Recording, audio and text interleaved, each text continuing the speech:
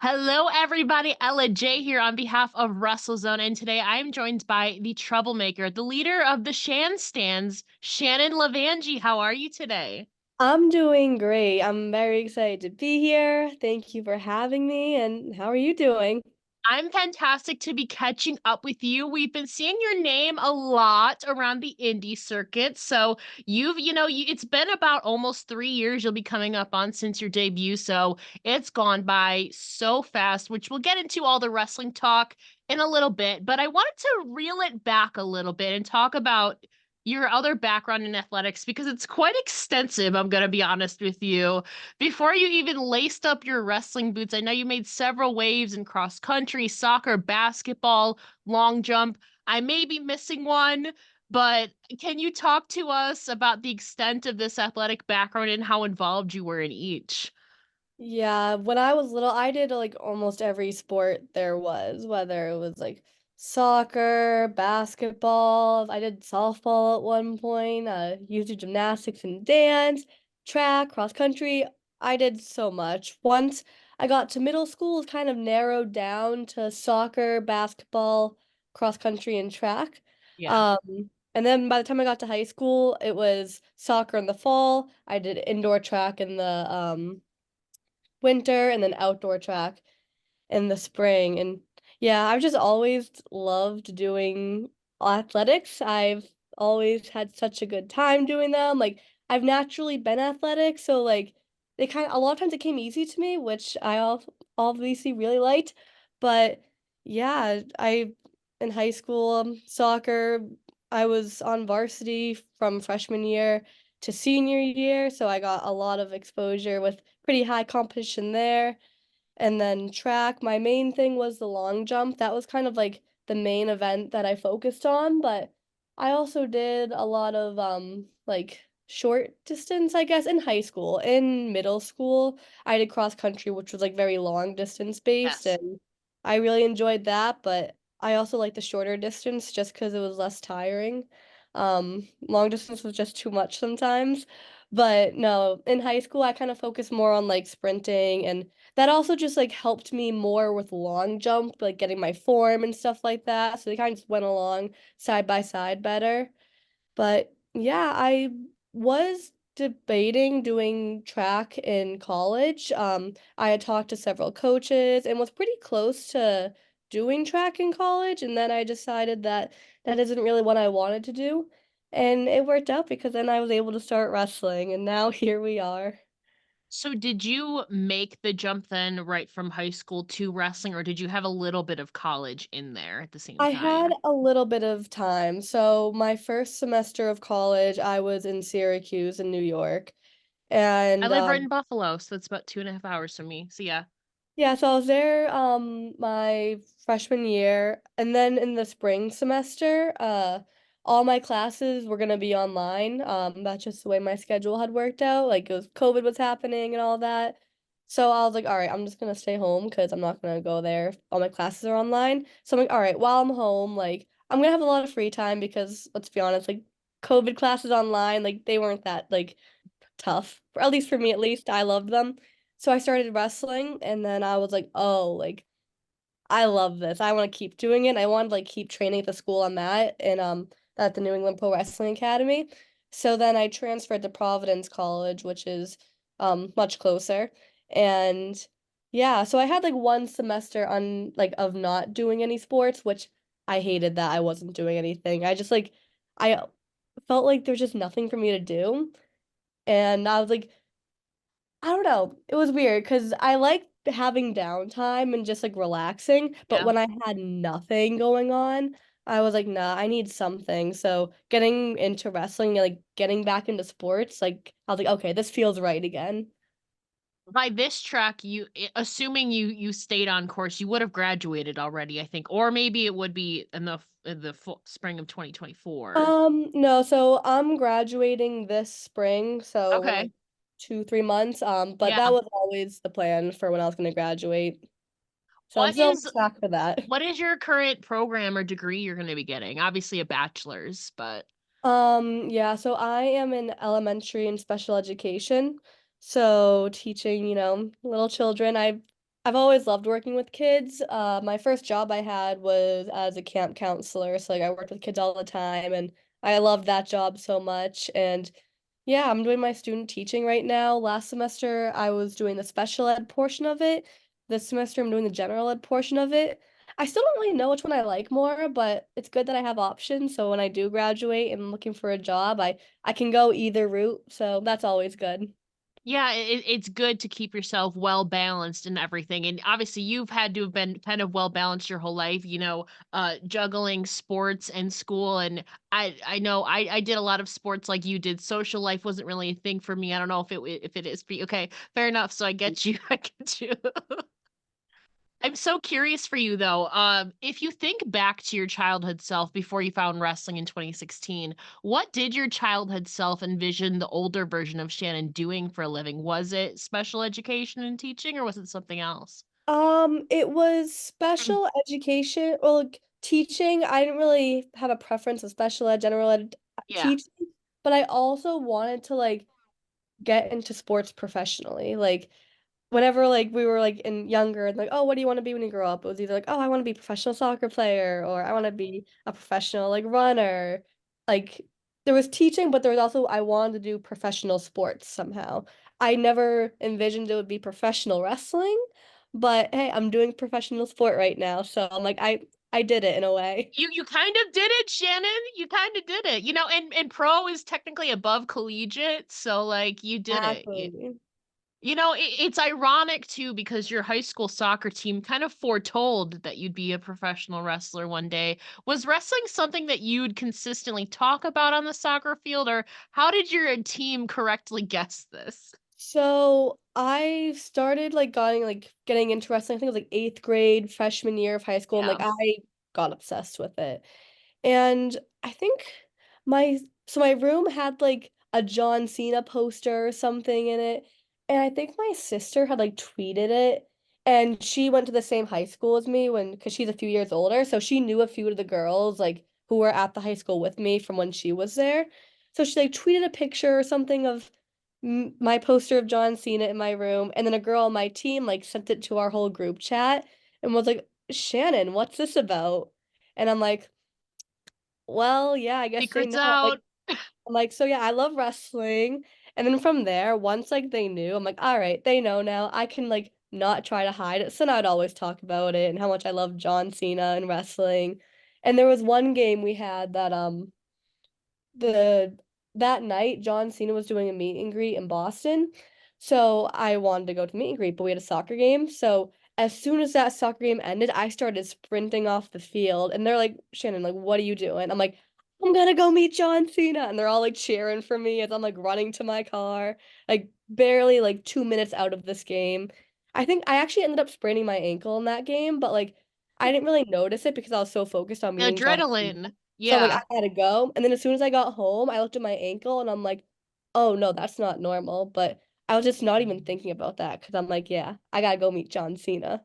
Was that meet and greet the one that you posted on your Instagram, or have you met John multiple? Okay, so I was going to ask you about that. Obviously he's one of your early favorites. If you recall maybe the conversation or that moment, can you tell us more about that experience of meeting John? See, in my mind at the time, I was like, wow, this that was like the greatest conversation I've ever had. It was basically just him going, hi, nice to meet you. Me going, hi, it's nice to meet you. We take a picture. I say, thank you. He says, bye. That was literally it. But in my mind, I'm like, wow, what a conversation that was. But no, that You was know, literally it.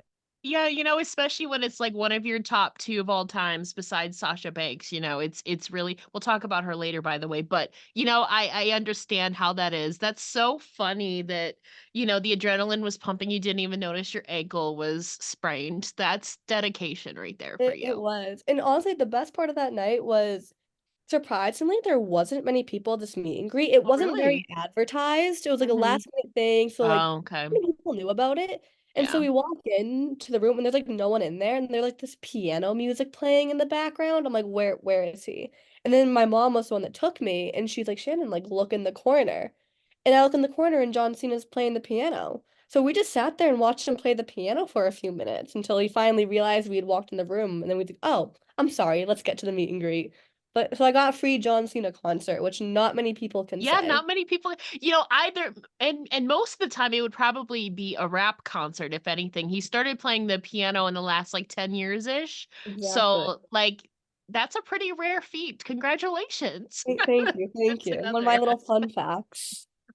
I'm so curious for you. You mentioned obviously like cross country. That keeps you. You might have not enjoyed it as much as the short distance, but it did help your endurance and stamina, I think. And I have to imagine that the conditioning for soccer, track, and basketball is obviously a bit different than your training for wrestling. So, can you tell us some of the biggest differences you've seen between training and conditioning for those versus wrestling?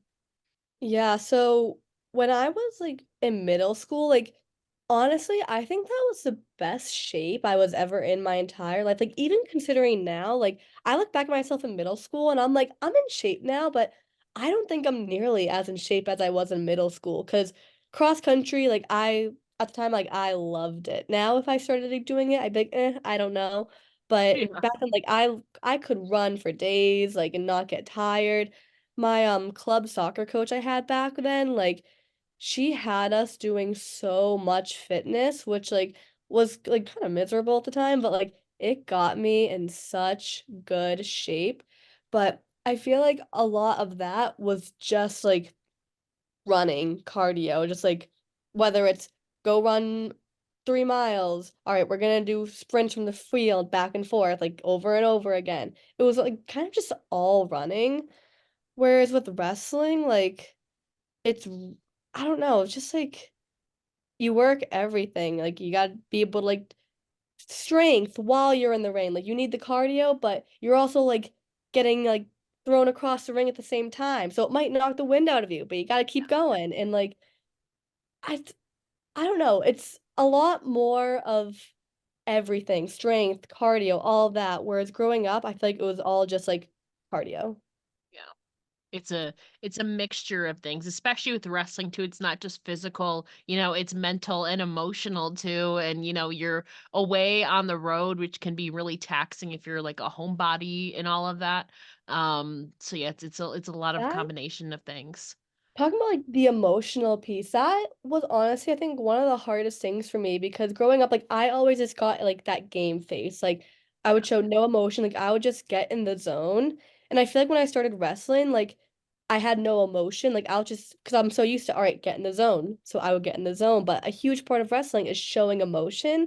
And like that was difficult for me for a while. So it's kind of like taken me a while to like do that and like show life in there because like naturally I just want to like get focused, like all right, get the game face on, like get that mean not mean Yeah. face because I feel like I don't have a mean face, but like I'm ready to Your go. face, yeah. Yeah, wrestling kind of blurs that, it's a performance arts, it's also a combat sport, so it's kind of, entertainment and like the physicality of it. So it's adding that art element. You've got the athletic element down, but it's learning and you're still kind of in this development stage, I feel like we said you're going to be coming up on 3 years since your debut and obviously this kind of answers part of it. I was going to ask you what are some of the biggest challenges that you've faced so far? Obviously, getting into that emotional zone, the art element of it is something that you're still working on. What other challenges have you been kind of facing so far, you think? No, yeah, definitely the emotional piece and like all that. And I guess also just like interacting with the crowd when you're out there because like yes, I'm athletic, so I can do like some cool moves and like Yeah. they'll enjoy that, but I'm not gonna win them over just by like doing moves. If I don't have any life in there and I'm just like out there like doing moves, but like not interacting with them and anything like that, like they're not really gonna care. So I feel like I think at first I kind of thought like, oh, like yeah, I'll do cool moves. They'll love that. Like that'll be enough. But then I kind of realized no, that's not necessarily enough. You need to like really like make them like feel for you. Like whether it's like I feel like a big part of why I won people over is like through intergender wrestling. Sometimes I get beat up a lot. And even Yeah. just like the emotion I show through that, like they feel sympathy for me. They feel bad. And like then like I become that underdog that they want to root for. So I think just kind of like tugging at their heartstrings a little bit is something that like I've really like gotten good at and kind of used to help like win over the crowd and like make them remember me and want to see more of me. In what other ways, getting the crowd invested in that, what other ways do you think you've grown as a person and as a competitor so far in this sport? I think I've just gotten so much more comfortable and confident with myself in there. I mean, I think every wrestler goes through this. When you first start out, like you're just like kind of like happy to be there. You're like, oh, like yeah, I'm a wrestler now. Like, let's go.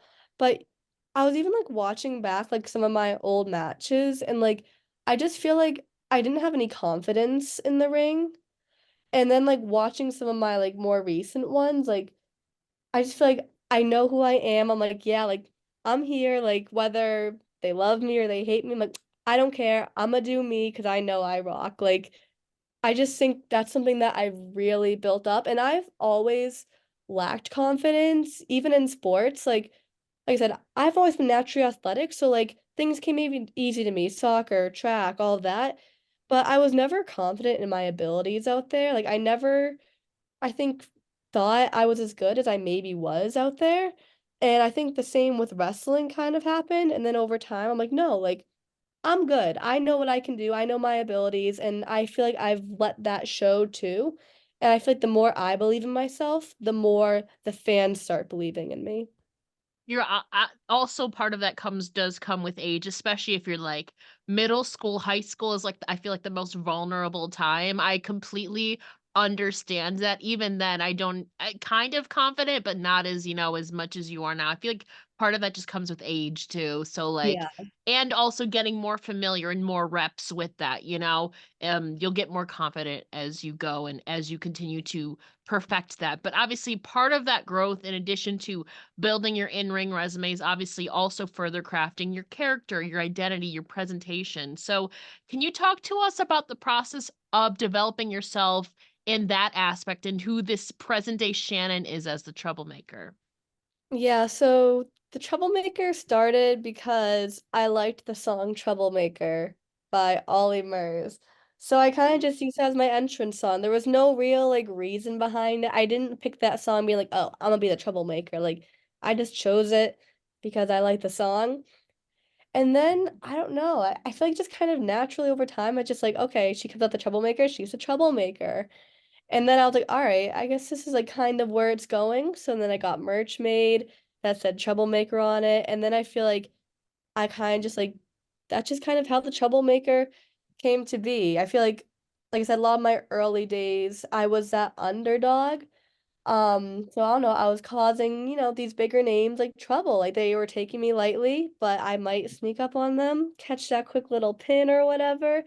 And I feel like I kind of shocked people a lot, which is where that came from. And over time now, I feel like part of the time I'm still kind of that same underdog, but more lately, I mean, I now have this faction with Paris and sometimes Zeta where You you see like a more like brattier side of me where it's like I'm still that troublemaker, but now like I'm more like cocky about it. I'm more arrogant and yeah, I feel like it's still similar to the troublemaker that people love, but the new troublemaker that you sometimes see that people don't love so much, just like she's proud to like cause trouble and she wants to like make people's lives miserable. Whereas the good troublemaker is like, all right, I'm gonna cause a little bit of trouble, but it's more just for myself. And kind of along the lines of the troublemaker, what would you say is maybe the most rebellious or troublemaking thing that you've done in your life so far, besides maybe becoming a professional wrestler? I'm gonna be honest, I am not like a rebellious person Not outside. either. Like I'm that person that like if I like do get in trouble, like, I want to start crying. But I am rebellious in the sense that like I will do like daredevil type things. Oh, Like I went yes. skydiving, which I feel like that's pretty like I don't know if rebellious, but it's like daring, I guess. I don't Yeah. know. But like in the sense of like I'm not gonna like break rules. Like that's not me. That terrifies me. But I will like I don't know. I will take risks, but just Yes. not in the sense that I don't want to like, get in trouble or make anyone upset with me. But I yeah, I I feel you. yeah, I would say I don't even know if this goes along Troublemaker, but it's risky, so I'm gonna say that I think skydiving's like the daringest, scariest thing I've ever done because you're jumping out of a plane. Like, who knows what's gonna happen? How old were you when you jumped out of a plane? 18. I was like, as soon Okay. as I turn 18, I want to go skydiving. Yeah, I want you to go were bungee waiting. jumping too, but there's not really anywhere around here. But I do Yeah. want to do that at some point You'd too. have to travel somewhere for that. There's a lot of places for that. I would do some research. There's a lot of Yes. good places. Obviously not around you, but you know, you're traveling. But like you said, you've also done some risky moves in the ring. You've jumped off of a balcony. You've done some insane things. What would you say is maybe the biggest risk or riskiest move you've taken in a wrestling ring? Um, I mean, I feel like jumping off the balcony is one of them, even though I wasn't really scared to do it. Like, when you think about it, like, you're jumping off however tall that balcony was, like 15, 20 feet, and you're just like, all right, there's people down there. Hopefully I land on them and I'll be fine. I think also, I had that street fight with Becca where like I think that was it my first like hardcore match? It might have been, or one of the first. We did a lot of things in there, which like I think the finish I like gave her a code red off the ropes through a door, like things like that like of course I've never done that before. Like you don't just do that. So things like that are pretty risky. I did take skewers once. I did see that you called yourself a porcupine. I did see that. Yes, that I did do that, which I probably wouldn't do that again. My mom was really upset about that. I don't know if I Oh, want to upset her like that again. So that might have been a one-time thing.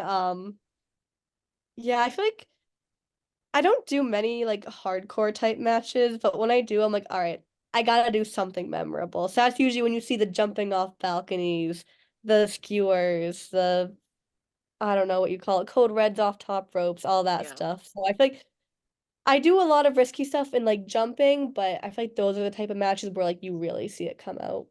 Yeah, well, clearly you were not afraid of heights or jumping since you jumped off of a plane. You know what's Mm. crazy is I find that some wrestlers, like a lot, not some, a lot of wrestlers actually are afraid of heights. So you have that advantage of you're fearless in that element. Exactly. I do know a lot that are afraid of heights, and I'm like, but then a lot at the same time, a lot of those same people who are afraid of heights are like still high flyers, and I'm like, Yeah, how do you do that if you're it's just the afraid? adrenaline pumping, I think. Exactly. But no, for me, I think it's so fun. Like any chance I get, I'm like, "Ugh, I'm gonna go to the top rope and jump off of it because I just think I don't know. I think it's so fun, just like spreading my wings and Mm, flying and yeah, I've always had a thing for jumping. I mean, I did long jump in high you school. I did. wasn't really jumping off of things, but I've always had a thing for jumping. You've been conditioned to jump. It's in Mhm. your veins, you know? Yes. You know, you said obviously you haven't participated in a lot of the hardcore matches, but you've had a lot of moments. Is there a certain match stipulation that you haven't tackled yet that you would maybe like to explore? So actually, for the longest time, I wanted to do like a ladder match or like Yeah. a TLC match. And just this past Friday, I got the opportunity in chaotic wrestling to choose a stipulation at Cold Fury, which is in March. So I chose a tables, doors, ladders, and chairs match. So in March, I'm gonna be in one of those, and like I said, I've always wanted to be in a ladder match. I've always wanted to like climb up a ladder and grab a title and just like hold it up. So now at Cold Fury, I have the opportunity to hopefully win and hopefully climb up and grab that title. But if I don't win, at least I get to be a part of a TLC match, which is always something I've wanted to do. So I'm very excited for that one. And you have the jumping going for you. So, I mean, that's an awesome stipulation right there. And you get more doors, you know. Doors I feel like are kind of similar to tables, but they're very I don't know how to explain it. There's like a good door gets a good pop, Yeah. going sending somebody through it. It was like, do I want to make this TLC? Do I want to make it like DLC? I'm like, no, let's have them all in there. Let's put the TDLC, we TLC want that. in there. Everything. Yeah, let's do it all. TDLC. Yeah, you could bring in I mean, there's really no disqualifications, so you could bring in other weapons if you really wanted to. So, I could, and who knows? Maybe I will. We'll see. we'll Can't let see. my opponent know. Long, I'm coming for ya. That's Who fair. knows what I'm gonna bring? There's gonna be tables, doors, ladders, chairs, and who knows what else. Well, let's see. Obviously, we've talked about your character element. We've talked a lot about your in ring stuff. When it comes to the ring gear department, Obviously, I see you and Paris and Zeta doing some collaborative gears sometimes. Just generally though, do you have certain sources of inspo when you're crafting or envisioning your ring gear? What does that process look like for you? So usually when I get gear, because I like design my gears and I just send the design to the woman who I have make my gears and she just kind of puts it all together. So usually it starts off with, okay, I want to wear this color, which is usually some sort of blue because I love blue. I've tried to like vary it more lately and do other colors, but blue is usually my go-to. So I usually like, all right, I want to wear this color. So then I'll start sketching like different design ideas. And then I don't know, I kind of just keep sketching until I find something that I'm like, all right, I like that. And then I'll just like look up fabrics and stuff like that and see what I think meshes well together. And then I send it to her and she makes it. But I feel like there's usually not a specific inspiration. Like it's not like, oh, like this person's gear I want to base it off of. The one I do have a new gear that I'm working on right now that is inspired by like New England Patriots themed, like kind of like it almost looks like one of the cheerleading uniforms that they used to have. I feel like that's the only like one I have that's the inspiration of something. Usually I kind of just like sketch and see what I like, but I think the next gear I do have coming in is kind of like my first like inspo gear that I have. I mean, it's your home turf, so I know Exactly. football season is over, but you will keep the spirit alive through your ring gear. We'll go Right. with that. And their main color is like navy blue. And like I said, Yeah, I'm always drawn to blue, you are. so it works You out. are. You are. Now, you mentioned earlier, obviously, the Bratz, which is yourself, Paris Van Dale, and sometimes Zeta Steel, you know. Walk us through how this trio came to be. What led you three to join forces? So Paris and I have a history Do. of typically us hating each other. Yes. And through that, you kind of build this mutual respect. The amount of times we've wrestled each other and hated each other, like, we can't argue about the fact that we put on good matches together. So, we kind of built that respect. And it was one of those things that, okay, like, real recognizes real. Like, if we can create this magic against each other, imagine what we could do with each other.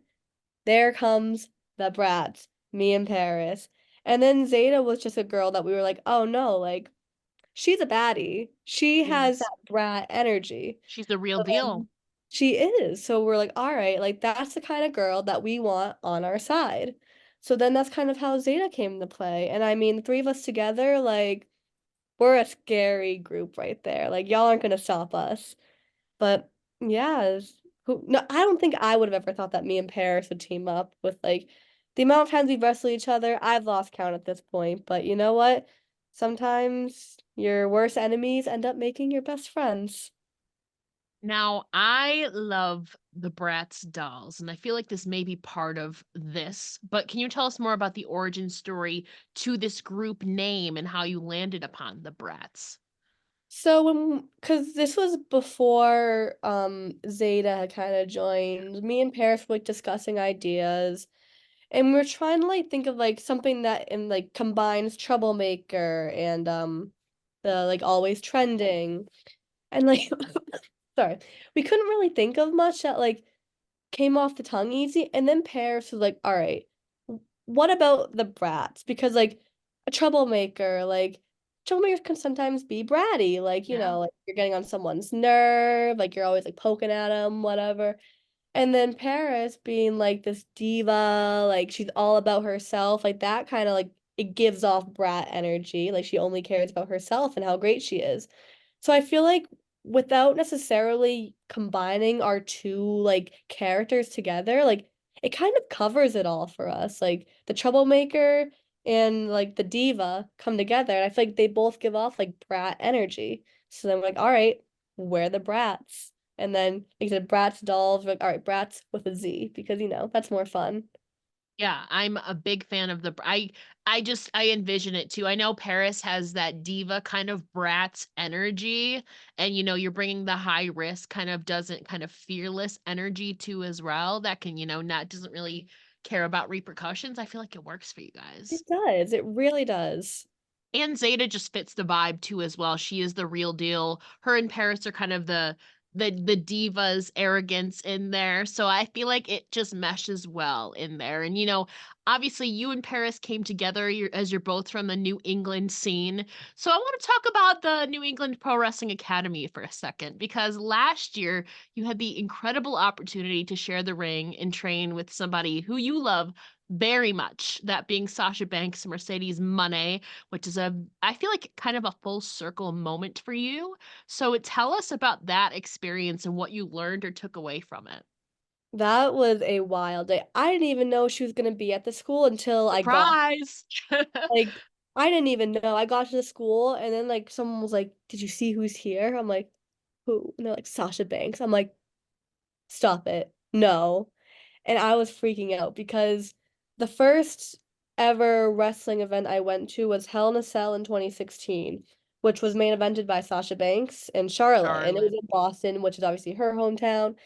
And I remember like watching her do her entrance and like they're getting in the like cell and it's like the first women's main event on like a main pay-per-view.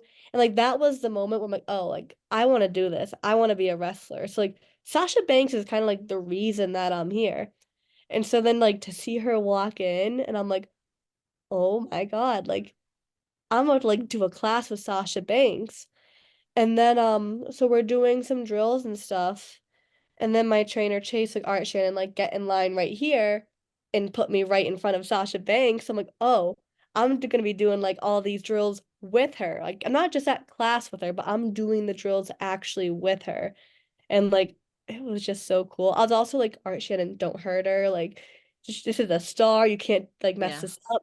But I was like, this is wild. Like this is the same girl that like I like watched on TV and like is my one of my favorite wrestlers and like inspired me to be a wrestler and like I am in the ring with her right now. It was one of those things that like in the moment like it just didn't feel real because like I'm in the ring with her and I'm like, okay, yeah, this is just like another girl. And then I'd like think about it, I'm like, no, this is Sasha Banks. Like it was just such an unreal night, especially knowing that like I walked into the school that night having no idea what was going to be happening. And then I walked out like that was the craziest thing ever. And I feel like it's a great, obviously, full circle moment, but it's also, I feel like, a valuable kind of learning opportunity for you, even if it wasn't directly like a seminar or something. So, did you learn certain things from either working with her or just watching her that you recall? Just like the way she moves in the ring is so like smooth and effortless. Like being in there with her, I'm like, oh, this feels like so easy. Like I don't have to like do anything. She just like is so fluid and everything. And then like behind her in line was Becca. So me, Yeah. Sasha, Becca. So then watching her go with Becca too, it's just like everything was so fluid and smooth. And I'm just like, wow, like that's like I want to like be in the ring one day and like move like that like effortlessly. It was just really cool to watch and see. Two more questions for you, kind of along those same lines. Obviously, you've interacted with a lot of veterans, Sasha Banks being one, or you've worked with a lot of veterans in the New England scene. Has there been a certain piece of advice or words of wisdom that have really stuck with you throughout your career so far, and who did they come from? Hmm. That's honestly such a tough question because there isn't one thing that like really sticks out to me. I think, and this hasn't really come from one person, but I've kind of already touched on this earlier, but like don't focus as much on the wrestling as much as like building a connection with the fans because you can do all the cool moves you want, but if the fans don't feel that connection with you, they're not going to care about it.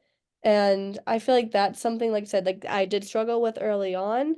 So I feel like that's something that struck kind of like stuck with me over time, but I wouldn't say that's like one person that's told me that. And that's not even like this big like secret thing. I feel like that's something every wrestler has been told over time, but knowing that was an area that I've really been wanting to work on, I feel like that's probably something that's just stuck with me for a while.